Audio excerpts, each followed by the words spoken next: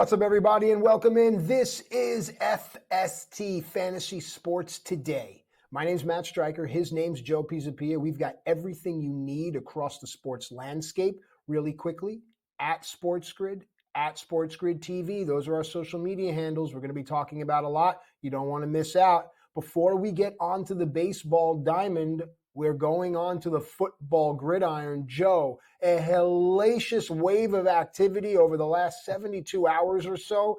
Finally, the dust has settled, or so we think. Would love to hear from you. Thoughts? Yeah, the tampering period was special. Let me tell you, this has been quite a week. I would say not 72 hours, about 7 days of free agent madness in the NFL. And another piece last night that I don't think anybody really saw coming. It looks like the Pittsburgh Steelers made their move here for another quarterback. Now, they already brought in Russell Wilson, so people just assumed, okay, Russell Wilson's going to be the guy. And then later in the week, they traded Kenny Pickett to the Eagles. Like, okay, that makes some sense there. They're just kind of moving on.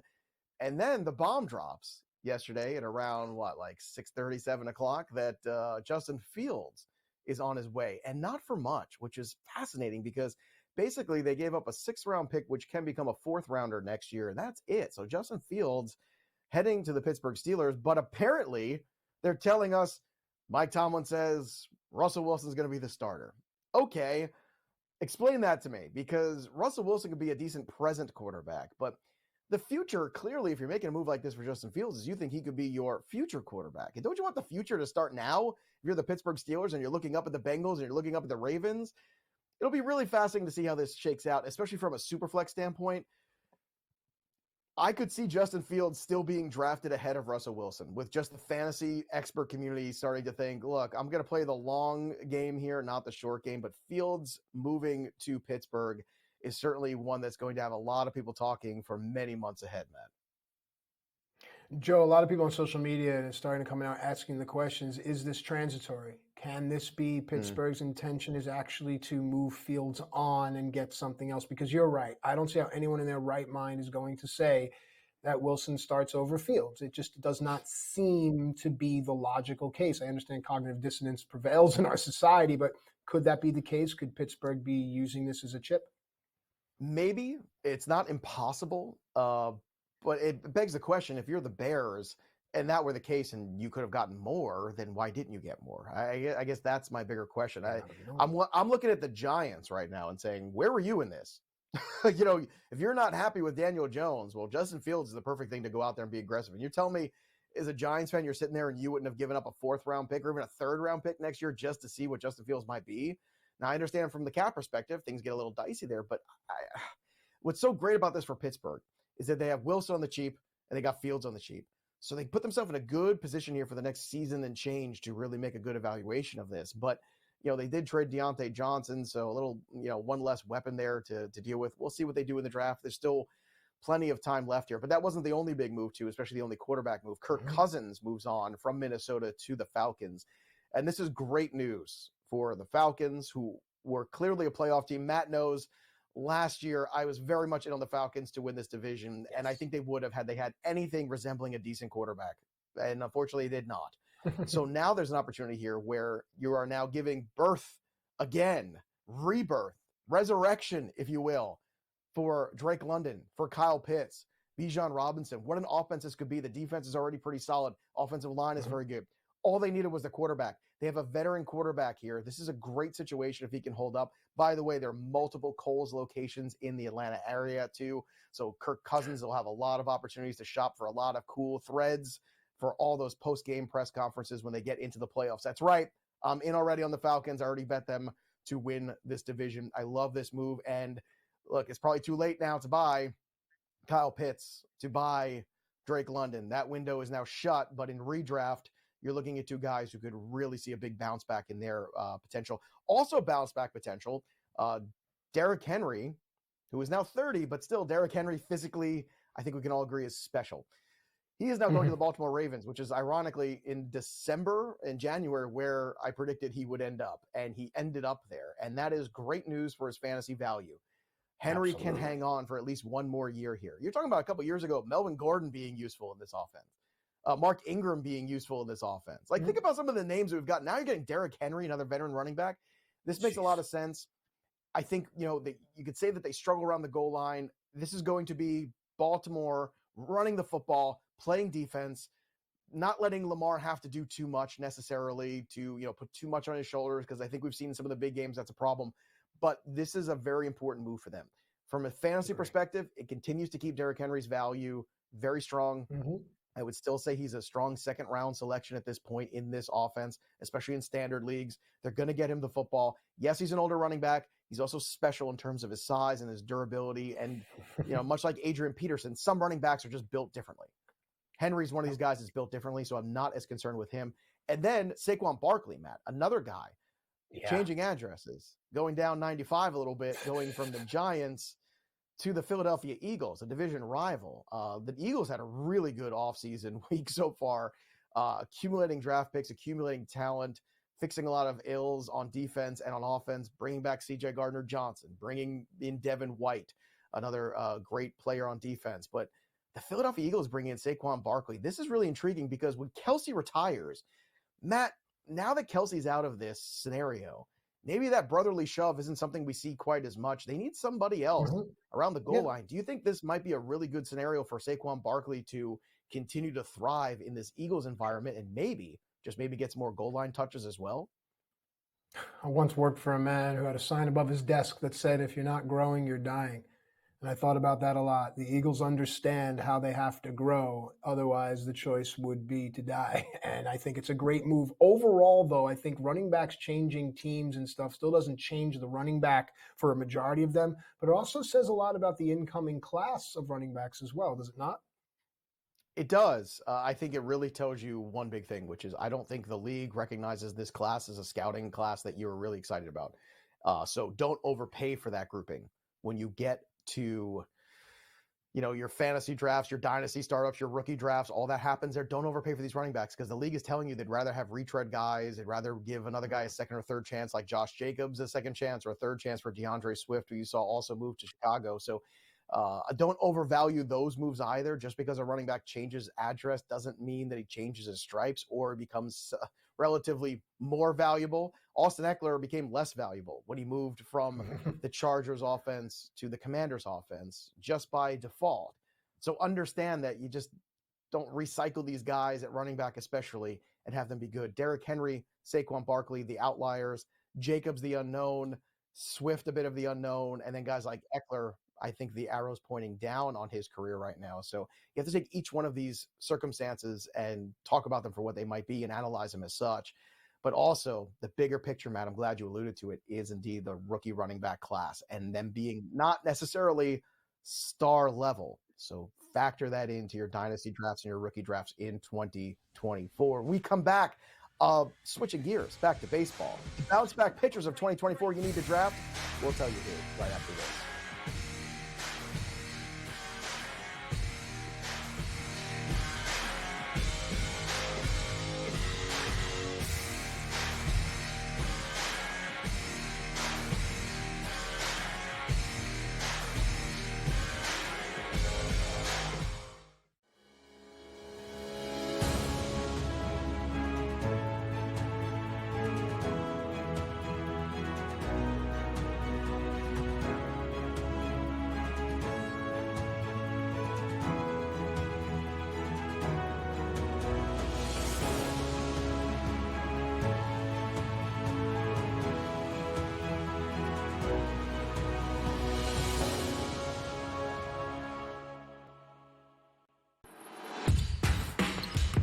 Cinderella run in March Madness, which is what we love out of the NCAA tournament.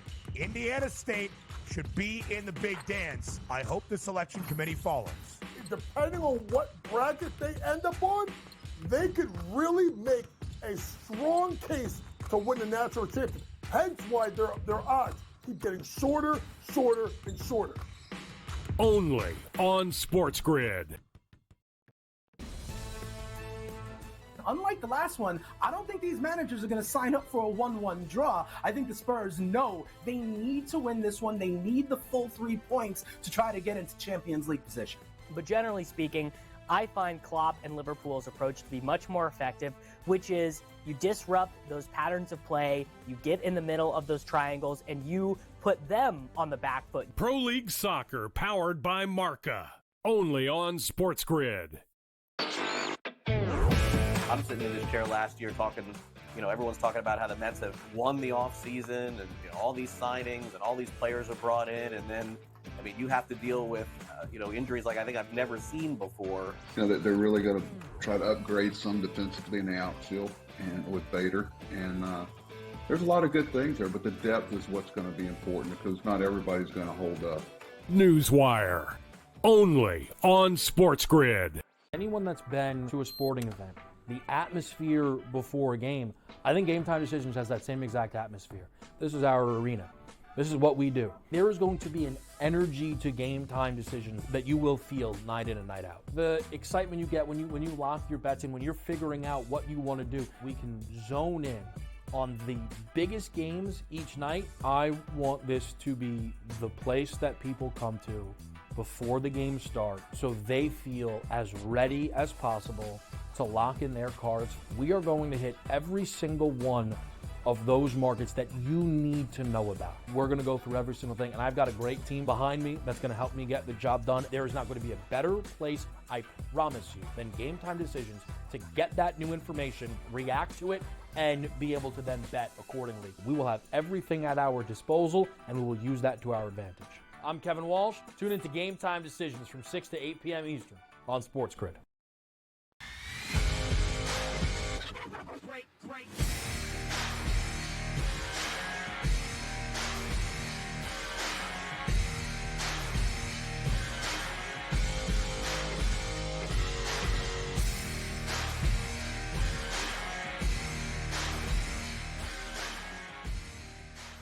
All right, welcome back into FST Fantasy Sports Today. Matt and Joe with you here. Getting some great feedback on social media. We just did a great segment before the break on a lot of moving parts in the NFL, and now we're pivoting back to Major League Baseball. We want to let you know that we've got you covered. All right, at the end of the day, we've got you covered. So let's now focus on bounce-back pitchers. I know a lot of people are having drafts this week, and they're going to come a point in their drafts where they're going to be faced with a pitcher, and they're going to say, I don't know, blah, blah, blah. Let's have this conversation. There's actually the first two on this list from bounce-back pitchers are from the same team.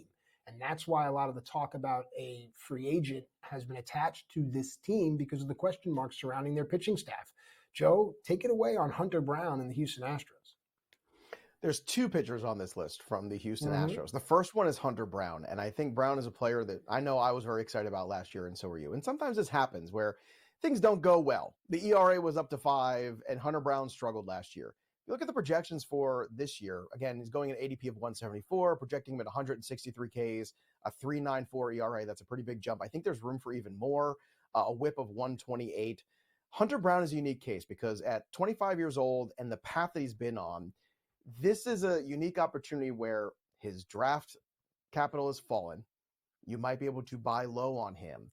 And this might be the best version you're going to get on him. So let's kind of dial it back and sit around the fire, everybody, and listen to Uncle Joe spout nonsense about Hunter Brown. Because if you look at 230 minor league innings for him, he had a 3.40 ERA. He had 298 strikeouts. So if you're trying to do the math in your head, don't. I'll do it for you. That's an 11.7 strikeout per 9. That, my friends, is elite. The Astros are a really good team. A good defensive team, a good offensive team. He's going to get run support. They've got a good bullpen. They brought in Hader now, too, so the bullpen's even lengthened. And that's important for a guy like Hunter Brown, who's still going to be more of a 6-inning pitcher. So for him to achieve more than 11 wins or anything into that 12 to 13 or 14 range, he's got to be really good for those 6 innings, and that bridge to the bullpen's got to be very good. And I think it's better than it was last year. That's case number one. Case number two is also a pitcher that's starting to, I think, figure things out.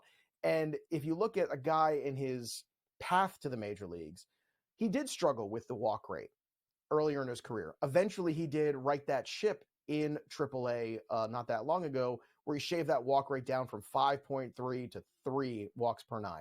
And that carried over into the big leagues, as did the big strikeout totals. So Hunter Brown's in a unique position here. He threw 152 innings last year, so innings are not going to be an issue for him. It's just a matter of, can he start to show you the pitcher he was in the minor leagues that was dominating? And I think the answer is yes. I think there's a reason everybody's excited about Hunter Brown last year. And sometimes we're a year early to the dance. And I think this year it's the perfect set of circumstances with a pitcher going, close to 175 overall. There's not a lot of guys you can draft there that have the upside to be somebody at the front of your fantasy rotation. Hunter Brown, I think, is one of those names, especially pitching for the Houston Astros with that bullpen. It's a lot of reasons to like Hunter Brown. It doesn't cost you a lot to find out. And I think it's all upside, Matt, when you're looking at Brown in 24.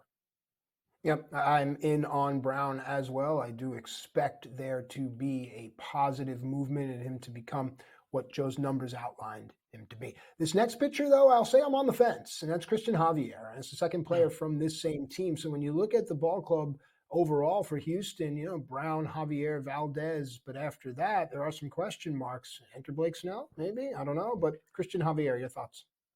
Yeah, Javier is another guy, too, who, you love the stuff. You love the velocity. I remember a couple years ago in spring training, I asked Craig Mish, who was the most impressive guy to you in spring training? He said, without hesitation, he said Christian Javier. And Javier last year, obviously some issues there. The ERA was, not great, 4.5 last year. The FIP was about the same, so you know what you're getting. The strikeout rate actually declined a little bit. So this was a player that, was giving you some starts 2 years ago, was working out the bullpen a little bit, but he had 11.7 strikeout per 9. That dipped all the way to 8.8. So this is a player where spring mattered a lot. And so far in spring, that velocity has been back up. He's going to be 27 years old. This is about when pitchers start to get it, as they say in the business. So it takes some guys a little bit longer. You're trying to figure out how to pitch to big league hitters. And of course, if your velocity isn't quite where it is, or your location isn't quite where it is, that's a problem too. So this is another player, if you can trim down the walks, things would be pretty good for him. He is still a guy that is tough to square up. He gave up just 143 hits in 162 innings. If you look at the Fantasy Pros projections for him, 10 wins, 168 strikeouts, a 4.33 ERA, and a 1.25 whip. Those are pretty good numbers for a guy you're drafting at 164 overall. Just pointing out, like we're predicting, and I see the ATC projections and the Seamer projections are all predicting progress for Javier, because typically when you have good young pitchers, they tend to make progress, sometimes a little slower than we want, but year over year, there is progress. So you have a unique situation here where Hunter Brown and Javier, if they can get more efficient, if they can continue to get to that 160 to 170 inning mark or anywhere close to it, you could see both of those guys start to scratch the surface of somewhere around 200 strikeouts. They have that sort of ability. Again, good team, good situation, good offense, good run support, good defense behind them is a very important thing for young pitchers. And now that bullpen. So just like Hunter Brown, Javier is another one of these guys that I think is worth the flyer because the talent hasn't dissipated. He's looked good this spring. So is Brown. That goes a long way for me. Spring training means nothing except for the guys it means everything for. And these two pitchers are two that it means a lot. And so far, so good when it's come to these two guys. So I think there's reason to be hopeful, especially with Justin Verlander around too. You cannot discount what having a guy like that at the front of rotation means to everybody else.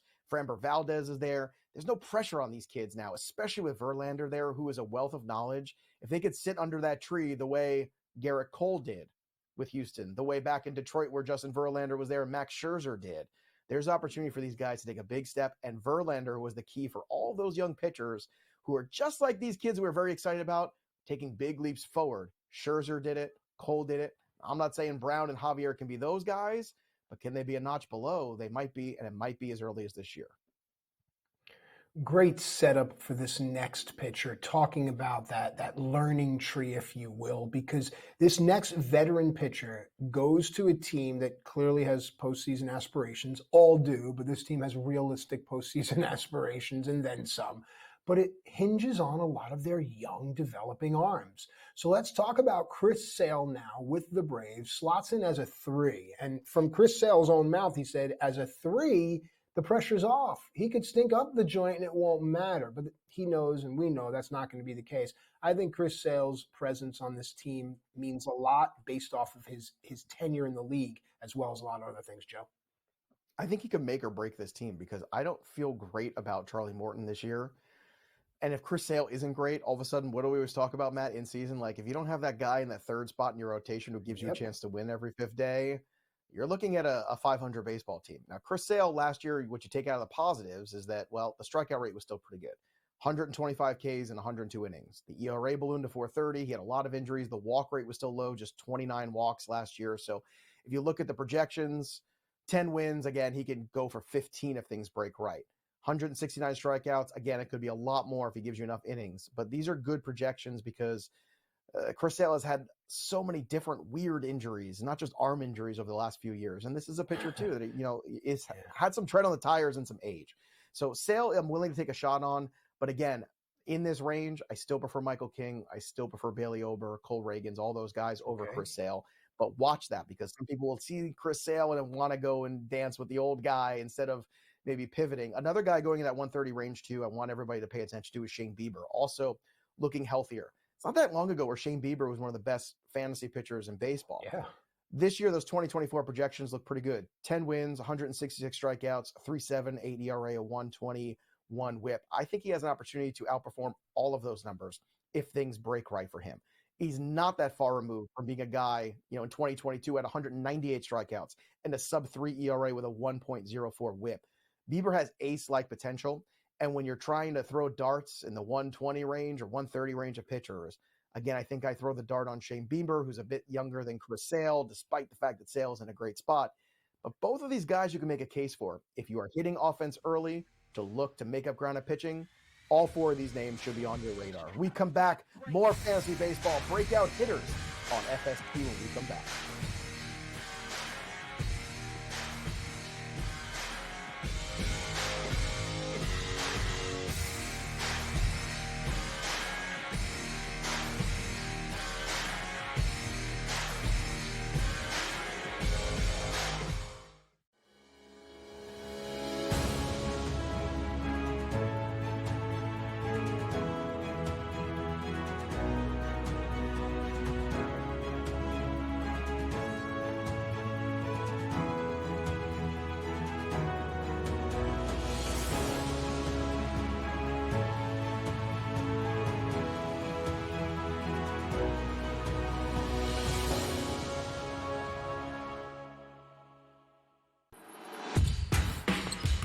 Cinderella run in March Madness, which is what we love out of the NCAA tournament.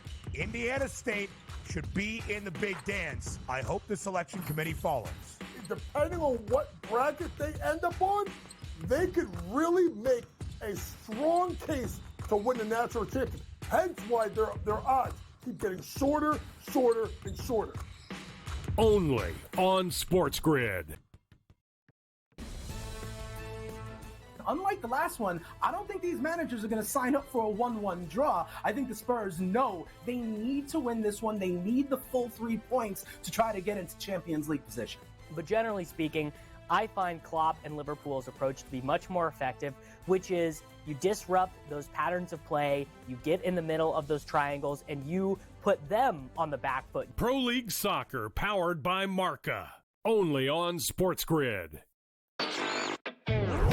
I'm sitting in this chair last year talking, everyone's talking about how the Mets have won the offseason and all these signings and all these players are brought in. And then, you have to deal with, injuries like I think I've never seen before. That they're really going to try to upgrade some defensively in the outfield and with Bader. And there's a lot of good things there, but the depth is what's going to be important because not everybody's going to hold up. Newswire. Only on SportsGrid. Anyone that's been to a sporting event, the atmosphere before a game, I think Game Time Decisions has that same exact atmosphere. This is our arena. This is what we do. There is going to be an energy to Game Time Decisions that you will feel night in and night out. The excitement you get when you lock your bets in, when you're figuring out what you want to do, we can zone in on the biggest games each night. I want this to be the place that people come to before the games start so they feel as ready as possible to lock in their cards. We are going to hit every single one of those markets that you need to know about. We're going to go through every single thing, and I've got a great team behind me that's going to help me get the job done. There is not going to be a better place, I promise you, than Game Time Decisions to get that new information, react to it, and be able to then bet accordingly. We will have everything at our disposal, and we will use that to our advantage. I'm Kevin Walsh. Tune into Game Time Decisions from 6 to 8 p.m. Eastern on SportsGrid.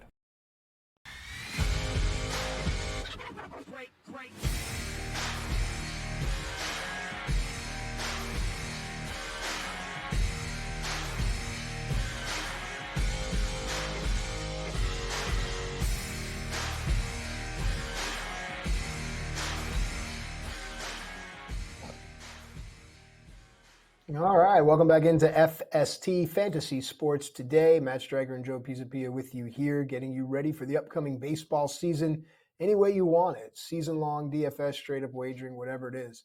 As the sun begins to climb higher and higher in the sky, as the days become warmer and warmer, we look for those breakout hitters.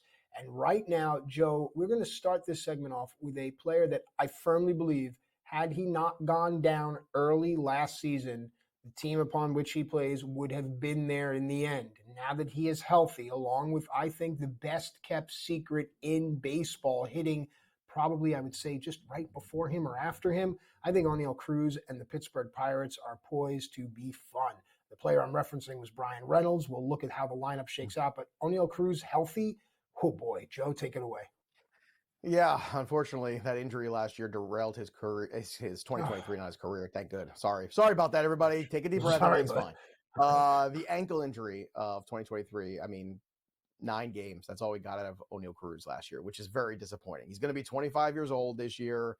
He has power. He has speed. He has 30-30 potential.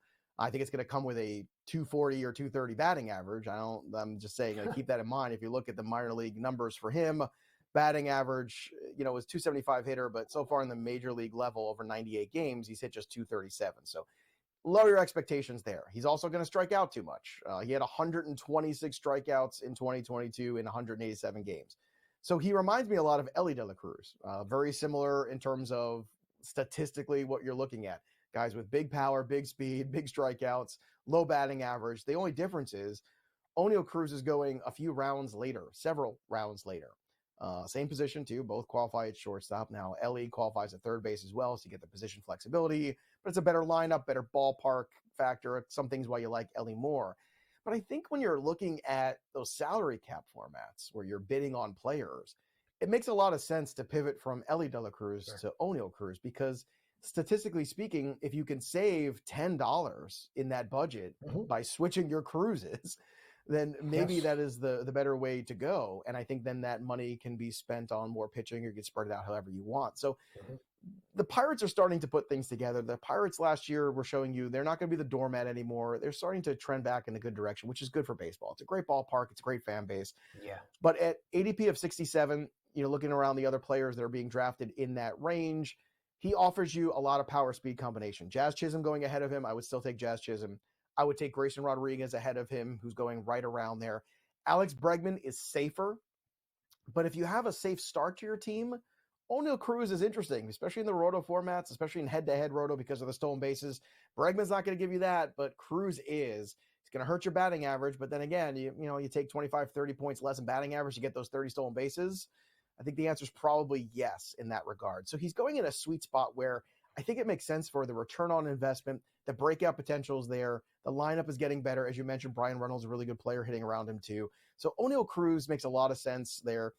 I think last year, I won't say the bloom was off the rose, but he's a little bit of a post-hype sleeper because this rookie class is just so damn good and everyone's so excited about it that he gets a little bit forgotten. And I think it's important to bring him back into that front of that conversation because at the end of the day, he might finish a lot closer to the 35th player overall than the 70th player overall. Jeez. There you go. And that's smart. That's how we do business. Good job, Joe, as always.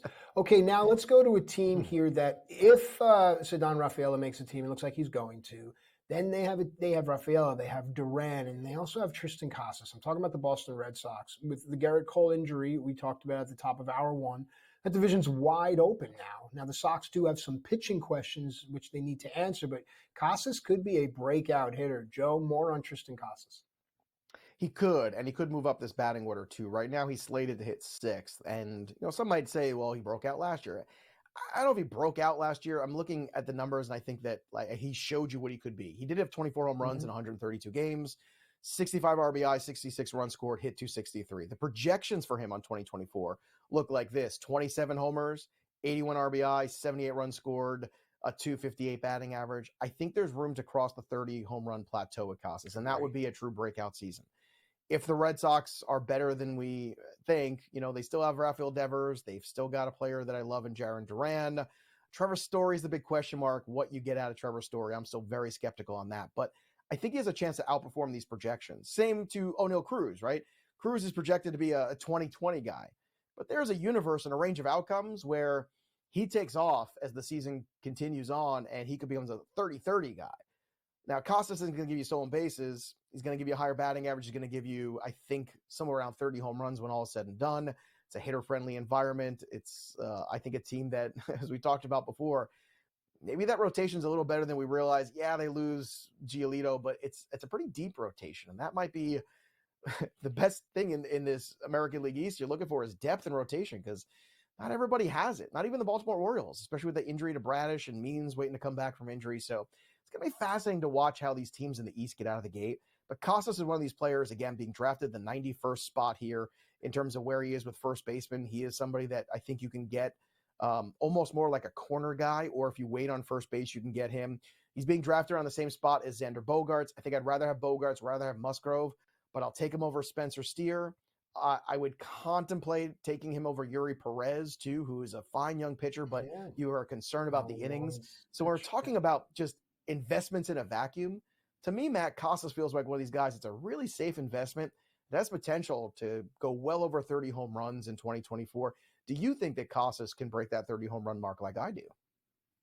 Absolutely. Anytime you see a projection of 27, the standard deviation in all math is going to be 3. You've been watching elections long enough, you always see that little thing in the small print on the bottom, standard deviation plus minus 3. So even though it's far greater in our elections, and that's a different conversation. But yeah, absolutely. I do think there's 30 home run potential there without a doubt.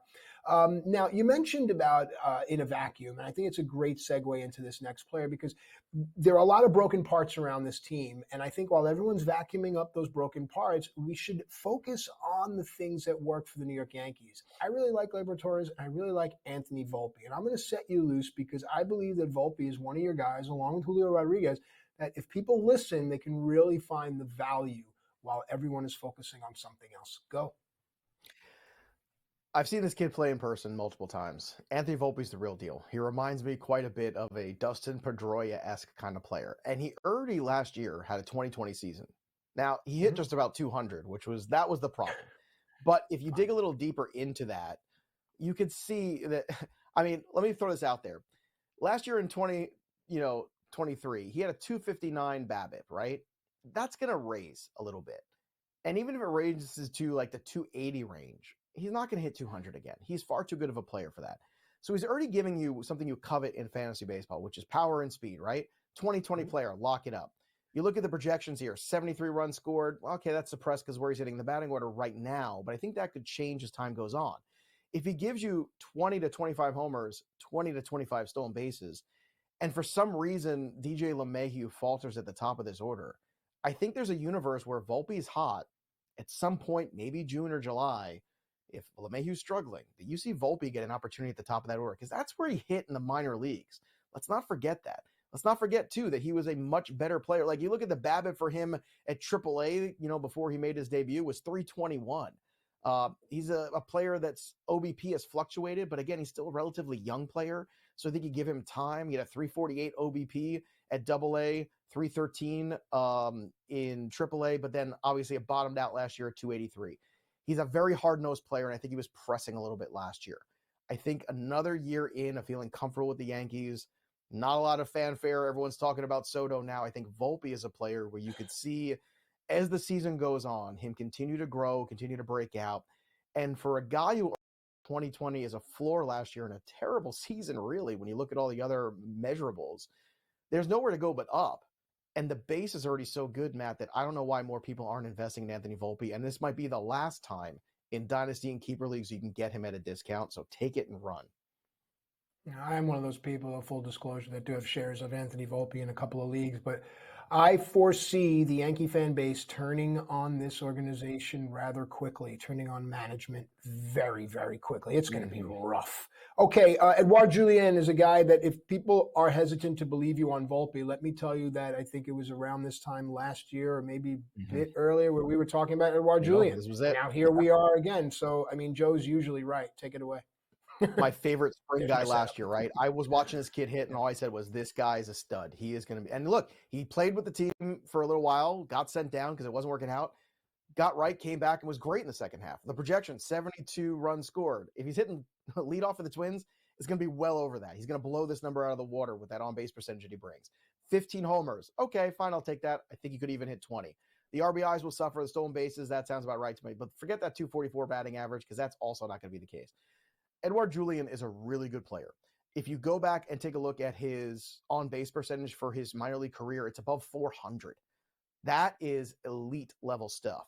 Go back and look at his AAA numbers from last year, 293/435, 496. That's elite level stuff. His weighted on-base average, 417. He's going to hit the top of this Twins order. Polanco's gone. He's the everyday second baseman. If you're playing in OBP leagues, Julien might be one of the best values on the board. He's going to score 100 runs potentially. He's going to get on base at an incredible clip, whether it's head-to-head roto categories, whether it's season-long roto. Once you change from batting average to OBP, Julien better be on your radar. And in points leagues, because of that high OBP, he's going to get on, he's going to score runs, he's going to get you points, he's got power, he's got a little speed. He's got everything. He is going to blow these projections out of the water in 2024, in my opinion. And to think that he is going right now as the 209th player off the board, frankly, is absurd.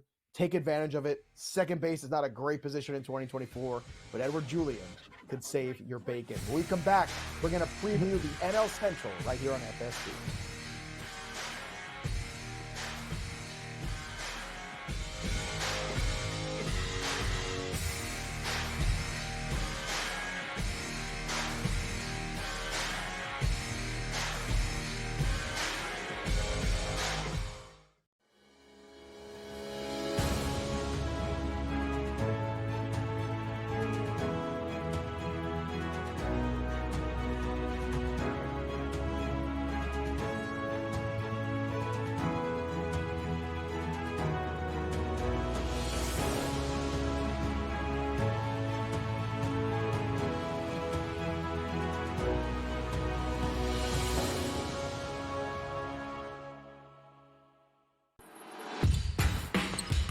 Cinderella run in March Madness, which is what we love out of the NCAA tournament.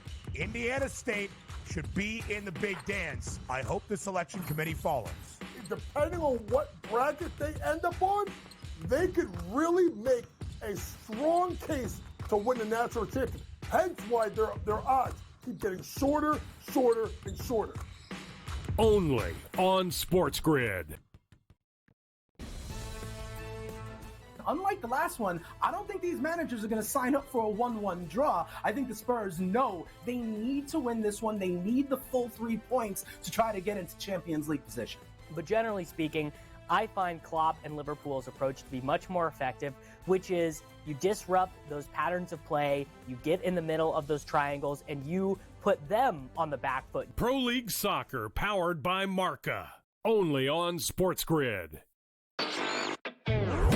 I'm sitting in this chair last year talking, everyone's talking about how the Mets have won the offseason and all these signings and all these players are brought in. And then, you have to deal with, injuries like I think I've never seen before. That they're really going to try to upgrade some defensively in the outfield and with Bader. And there's a lot of good things there, but the depth is what's going to be important because not everybody's going to hold up. Newswire. Only on SportsGrid. Anyone that's been to a sporting event, the atmosphere before a game, I think Game Time Decisions has that same exact atmosphere. This is our arena. This is what we do. There is going to be an energy to Game Time Decisions that you will feel night in and night out. The excitement you get when you lock your bets in, when you're figuring out what you want to do, we can zone in on the biggest games each night. I want this to be the place that people come to before the games start so they feel as ready as possible to lock in their cards. We are going to hit every single one of those markets that you need to know about. We're going to go through every single thing, and I've got a great team behind me that's going to help me get the job done. There is not going to be a better place, I promise you, than Game Time Decisions to get that new information, react to it, and be able to then bet accordingly. We will have everything at our disposal, and we will use that to our advantage. I'm Kevin Walsh. Tune into Game Time Decisions from 6 to 8 p.m. Eastern on SportsGrid.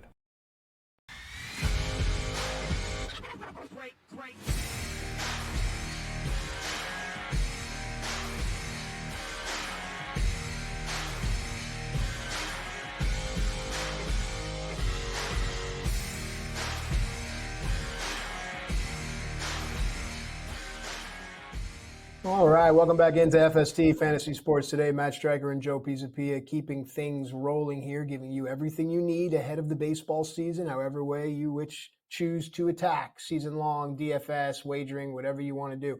Let's dive into the National League Central and just do a quick little preview because there's some really intriguing names and situations. Let's start with the Milwaukee Brewers. They lose Corbin Burns. They get back Brandon Woodruff, although we probably won't see him until it's really, really hot. DL Hall, adding Reese Hoskins, things like that. What are your thoughts, Joe, on this Brewers team? Now, the question of the bullpen with Williams, now with the stress fractures in his back. Freddie Peralta's our one, but then what? Well, I think that's the biggest takeaway. Freddie Peralta's your one. And I'm a big Freddie Peralta fan. I think he is a fantasy ace. I feel good about Peralta this year. If anything should happen to Spencer Strider, I think Peralta would be the guy to lead the National League in strikeouts. I think he has that kind of ability.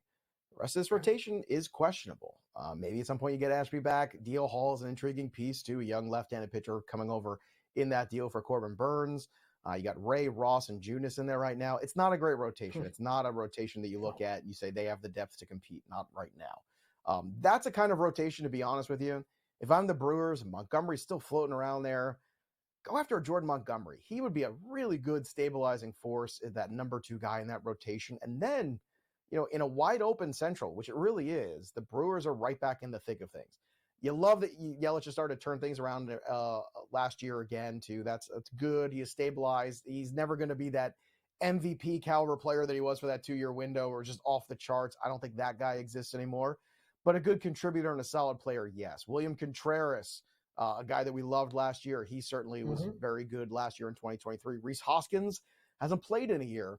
But there's another guy who could hit 30 home runs. You got Adames, who's got power. The big question is what you're going to get from Jackson Chourio. Chourio is a real talent.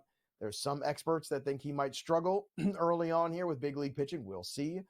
Certainly, he has very little left to prove in the minor league level, and the Brewers made it very clear he is their future and they're investing.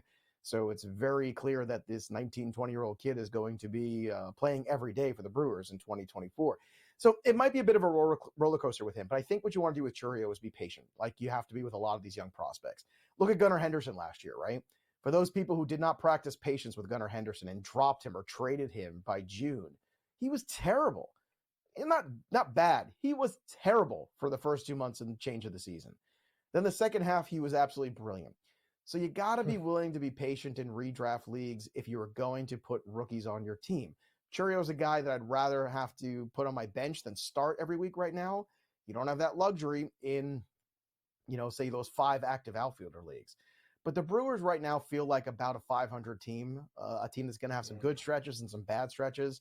I think the rotation is suspect, very suspect after Peralta. And at the end of the day, I think that's going to drag them behind some of the other teams in this division, Matt. What do you think about this rotation? And subsequently, as you mentioned before, losing Devin Williams at the back end only puts more pressure on this rotation too. Well, I mean, you've said it all, and then you throw in the fact that they also lose their manager as well. So now this team has to develop their identity, their strategy, and now with the bullpen, the big question mark, what are we, 13 days away from the open of the season? Yeah, there's a lot of questions to be answered in Milwaukee, and I'm with you. It's a stay away for me overall until they show me who they are. This next team, I've always known who they are, and last season was not who they were. So they've shown us their floor, and it's the St. Louis Cardinals, and I think you have to expect a bounce back. There are a few things I do want to point out, though, that there are some injuries that are going to open doors for some names that people are going to want to know. So I think Lars Nootbaar and Tommy Edman are those names. Edman opens up a door for Victor Scott. Keep that name around. Think Estuary Ruiz. If you want to have an elite stolen base guy and you find out that Edman is going to be gone for a longer period of time and Victor Scott breaks camp, you want to jump on that. The Cardinals have to be better than they were last season, Joe. I mean, that's just the way of the world. But this pitching staff had questions, still has questions. And for me, that's where I want to have this conversation. I want it to begin. Thoughts? Well, I think whenever you're going from one of the great catchers of all time, especially in terms of managing a game and calling a game, and Yadier Molina to more of an offensive catcher in Wilson Contreras, there's going to be a difference. Like, Contreras wasn't, I think, as bad as everybody made him out to be early on, but it was just different. It's just it's really tough. I mean, you're going from Gordon Ramsay cooking you food to somebody who is, a pretty good chef at like a mid-tier restaurant. It's a big difference. So I think it took its toll early on, the adjustment for a lot of those pitchers. And it was good on guys like Adam Wainwright, who kind of stuck up and said, no, man, it's not all him. We've got to be better. We've got to make better pitches. And they did eventually. And things did kind of eventually get back on track. Now, this pitching staff looks very different year over year. Gone are the Adam Wainwrights and some other names that you're very used to seeing in St. Louis. Instead, you've got Sonny Gray dealing with an injury already, but Sonny Gray coming off a terrific season last year, arguably one of his best, if not his best, absolutely in his career. Miles Michaelis in this rotation still again. Lance Lynn last year off a terrible season, but so far in spring looking a little bit more like Lance Lynn, also looking in a little bit better shape too. Steven Matz, Kyle Gibson, more innings eaters, especially Kyle Gibson, a guy that can have a good run for you. It feels like a rotation that's kind of patchwork together with veterans and innings eaters. And maybe that's the plan right now, is just kind of get through. But outside of Sonny Gray, I don't think there's anybody in this rotation you fear. At least with the Brewers, you fear Freddie Peralta. I don't see a guy that I'm afraid of facing. And I think that's the problem with this rotation. Now, when you look at the offensive side of this team, you're right. There's definitely some guys there. You mentioned Scott. Mason Wynn at the bottom of this order, too, is intriguing.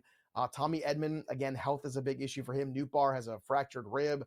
He's working his way towards coming back from that, too, so hopefully sooner than later. So if he falls a lot in drafts, I would take advantage of that. Again, it's a long season. If Nootbaar is going to be the guy at the top of the order, and he should be, then I would take the discount and just, if I get him at some point in late April, I'm happy about that. That's another 5 months of Nootbaar. I think that's a good investment. Goldschmidt, Arenado, Gorman, that's where you're really focusing. I do think there's another level of Gorman we haven't seen yet, but again, he's a player that strikes out a ton. The batting average is going to hurt you. He's more in that Adam Dunn class of hitter with big power, but big strikeout potential, low batting average. So you have to factor that into your roster builds if you're going to take a guy like Nolan Gorman. But the fact that he does qualify at positions like second base, that's a different thing there.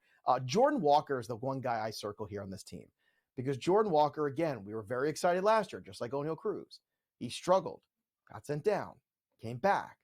When he came back, he looked pretty good. And now nobody's talking about Jordan Walker. I love Jordan Walker in 2024.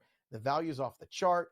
The talent is real. I've compared him before to Jermaine Dye. If you're looking for a comp, Jermaine Dye was a really solid player for a very long time for the White Sox. I feel like Jordan Walker can be exactly like Jermaine Dye. And if so, the Cardinals have a good one. The Cardinals have also had a good track record of giving away good outfielders, whether it be Adolis Garcia or Randy Arozarena, or the list can go on and on and on. So hopefully they hold on to this one in Jordan Walker, because Walker's the guy that's coming real cheap, post-type sleeper again. 2024, I have much higher expectations than most. And Ali Marmol just signing a new 2-year deal with the team, so perhaps he'll have more flexibility. Some names you might want to watch: Matthew Liberatore and Tink Hence might be two pitchers that you could see help the Cardinals somewhere in the season. All right, let's go to these here Chicago Cubs, because now that Cody Bellinger has re-signed, it gives this team an identity, and wagerers and fantasy players are going to be far more comfortable, because it's the devil you know versus the devil you don't. But the pitching staff, to me, Joe, you and I have been talking about it for a while. If Imanaga, 30-year-old left-hander, can be what he is supposed to be, this is going to be a tough team. Thoughts on the Cubs, Joe? Yeah, he is the wild card. And obviously, Tyon already out with an injury, so we can wipe him off the board. So you're going to have Hendricks, you're going to have Imanaga and Steele at the top of this rotation. Now, this is another team that Jordan Montgomery makes a lot of sense, or Blake Snell makes a lot of sense, because all of a sudden you add a Blake Snell to this rotation. You've got not one, not two, but three power lefties. What an incredible win that would be, I feel like, for the Cubs. Like, imagine the terror on a left-handed lineup that you've got to face those guys back to back to back in a series. I mean, that would be stunning if that would happen. But I think Imanaga is that wild card, as you alluded to. If he is as good as advertised and as good as he was in the WBC a few years ago, or as good as he was in the Japanese League just last year, this could be a really big game changer. The Cubs could win this division. In fact, they are my pick to win this division, because I am betting on that single fact that Imanaga is good enough. I know Justin Steele is good enough. Justin Steele, by the way, huge fantasy guy. Apparently big fantasy football guy, big fantasy guy, just period. So shout out to him. He gets us. He understands. But this lineup, again, Nico Horner coming off his best season, stole 40-plus bases. Terrific year for him. Dansby Swanson, solid. Ian Happ, solid. Cody Bellinger being back. This was the spot for Cody Bellinger to be. He gives you that middle of the order presence. He's got power. He's got speed. He's got flexibility. He can play center field. He can play first base. He can DH. Seiya Suzuki, a steady player. Morel is a player that's got a lot of potential with power. Michael Busch is a player people are really sleeping on. So you look at this team, and the Cubs, to me, have the depth of lineup. And again, maybe one pitcher away, which they could acquire at some point as the year goes on. But to me, signing one of these last free agents makes a lot of sense for the Cubs to go all in. Because if they do, how do you argue that the Cubs wouldn't have potentially the best rotation in this division if they were to make that kind of move? Because I think automatically you add Snell or Montgomery to Steele and Imanaga. I think the answer is yes, they have the best rotation then. All right, continuing to preview the National League Central, we move to the Pittsburgh Pirates. We started talking earlier in the show about O'Neill Cruz, and I talked about how much I like Brian Reynolds. I think Jack Sawinski can give you double-digit home runs and steals. Rowdy Tellez provides pop. But I think we can confirm Domingo Germán has signed with the Pirates, and I'll ask our producer to double-check that for me. And I think that's a good place to start because, okay, thank you. The pitching, I mean, between the pitching and the bullpen, no matter how good the offense is, at some point, we've got to look at the SP3, right? We always do it. For them, it'll be Martin Perez. What do we expect from this pitching staff? Is Mitch Keller who they signed him to be? Well, Mitch Keller was dominant last year in the first half. I mean, we were talking about him as like, when is this going to end? I feel like every week we would come on and talk about Mitch Keller. And then eventually it did end and it regressed. But I think the fact that they showed you they want to invest in Mitch Keller tells you everything you need to know, that they have faith that he can be more consistent. And at the ADP is going, I'm willing to find that out. The deeper stats on him are actually better than you might think too, despite some of the second half struggles. Paul Skeens is that guy I got to watch though. He could make an impact the way Steven Strasburg did in his rookie season, where he comes in June or July and just dominates. Skeens could be a league winner, but you have to draft him and sit and wait. He's throwing 100 miles an hour. Again, he is that Strasburg-esque kind of guy. Hopefully a better career than Strasburg and certainly more durable. We already talked about O'Neill Cruz. That's the main piece I want. Brian Reynolds, another guy who's grossly underrated. The rest of this lineup, again, Sawinski's all right. Tellez has a little pop. Henry Davis is intriguing, but really it's a hard pass for most of these guys for me. Okay, so with the time remaining, it's perfect to spend it on the Cincinnati Reds because, I mean, anywhere you want to go. You talk long lineups. This is a long lineup. I'm sorry we only have a minute, but Joe, go. It's a long lineup that doesn't have Noelvi Marte in it. So India at the top, again, good discount there. Matt McClain, breakout season for him last year. I would expect him to continue that. Candelario, we discussed in the first hour, hitting cleanup, great value, post 200 ADP. Great spot there. Ellie De La Cruz, power speed. Sure, there's downside with the contact rate sometimes with the batting average and the strikeouts, but you got to love the player and the excitement he brings. Christian Encarnacion Strand, great power as well, going to play first base. Steer, Friedel. I mean, this is a very deep team. The rotation's question mark. Ashcraft and Montas, you don't know what you're going to get of them. If Montas is like he was a couple years ago and actually healthy, could be great, but again, he's nothing but a flyer at best. Andrew Abbott was terrific last year. That's the guy I would invest in. Hunter Green has upside, but again, too many walks, too many home runs. And Lodolo also has potential to bounce back, but again, we got to see it first. So the Reds, the Cubs, that's where you're looking for the Central. We're looking for the 3 and out when we return on FSC.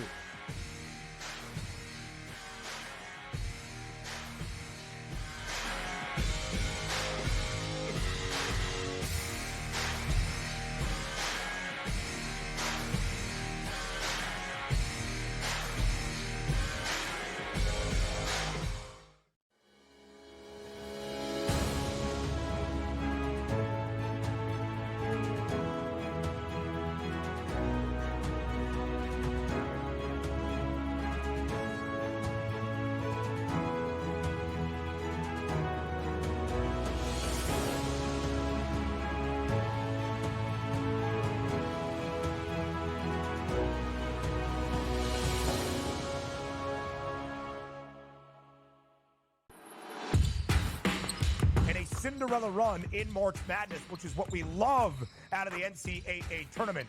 Indiana State should be in the big dance. I hope the selection committee follows. Depending on what bracket they end up on, they could really make a strong case to win the national championship. Hence why their odds keep getting shorter, shorter, and shorter. Only on SportsGrid. unlike the last one, I don't think these managers are going to sign up for a 1-1 draw. I think the Spurs know they need to win this one. They need the full 3 points to try to get into Champions League position. But generally speaking, I find Klopp and Liverpool's approach to be much more effective, which is you disrupt those patterns of play, you get in the middle of those triangles, and you put them on the back foot. Pro League Soccer, powered by Marca. Only on SportsGrid. I'm sitting in this chair last year talking, everyone's talking about how the Mets have won the offseason and all these signings and all these players are brought in. And then, you have to deal with, injuries like I think I've never seen before. That they're really going to try to upgrade some defensively in the outfield and with Bader. And there's a lot of good things there, but the depth is what's going to be important because not everybody's going to hold up. Newswire. Only on SportsGrid. Anyone that's been to a sporting event, the atmosphere before a game, I think Game Time Decisions has that same exact atmosphere. This is our arena. This is what we do. There is going to be an energy to Game Time Decisions that you will feel night in and night out. The excitement you get when you lock your bets in, when you're figuring out what you want to do, we can zone in on the biggest games each night. I want this to be the place that people come to before the games start so they feel as ready as possible to lock in their cards. We are going to hit every single one of those markets that you need to know about. We're going to go through every single thing, and I've got a great team behind me that's going to help me get the job done. There is not going to be a better place, I promise you, than Game Time Decisions to get that new information, react to it, and be able to then bet accordingly. We will have everything at our disposal, and we will use that to our advantage. I'm Kevin Walsh. Tune into Game Time Decisions from 6 to 8 p.m. Eastern on SportsGrid.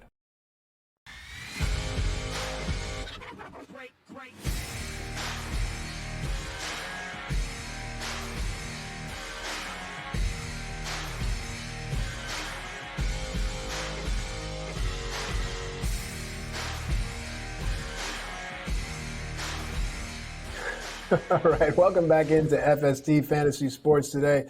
Honestly, we really hope that you have as much fun as we do making this show and presenting it. Oh, gosh. Joe Pisapia, Matt Striker here. I want to give a tip of the cap to everyone behind the glass, the entire team that makes this SportsGrid machine go.